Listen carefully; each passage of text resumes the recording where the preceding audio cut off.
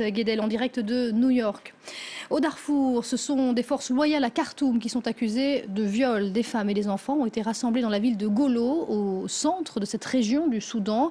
Ils s'attendaient à y trouver un refuge pour échapper à la guerre qui faisait rage. C'était au mois de mars dernier. Mais ils ont été victimes de viols massifs et d'agressions sexuelles. Ces femmes et ces enfants se sont depuis lors éparpillés dans les monts Mara. Klaas Van Dijken et Ariane Ohanessan ont recueilli des témoignages dans cette zone rebelle et reculée. Khadija fait partie de la dizaine de femmes que nous avons rencontrées et qui dit avoir été violée par les forces gouvernementales dans la ville de Golo. Éparpillées sur un flanc de montagne, toutes racontent la même histoire. Des troupes ont fait irruption dans leur maison avant de les violer, souvent sous les yeux de leur famille. Khadija dort maintenant dehors avec ses 10 enfants.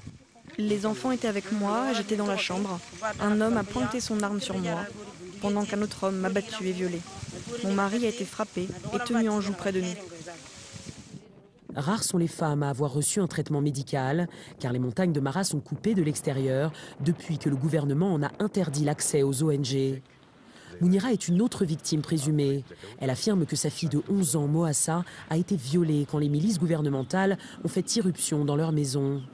Une expérience si brutale que Mounira, enceinte, a eu la hanche cassée et s'est demandé si son futur enfant était encore en vie. La plupart des victimes disent avoir été violées chez elles. Certaines ont tenté de trouver refuge dans une mosquée, mais même là, d'autres viols ont été commis, parfois sur de très jeunes filles, selon le témoignage de Soulamine, une autre victime. Des gens appelaient à l'aide, les assaillants pointaient leurs armes sur les hommes. Ils ont pris la fille dans une case pas loin qui servait de cuisine dans la mosquée et l'ont violée. Quand ils ont fini, ils ont traîné la fille hors de la case. Elle hurlait, puis lui ont mis un morceau de tissu sur la bouche comme ça. La fille s'étouffait et ne pouvait plus crier.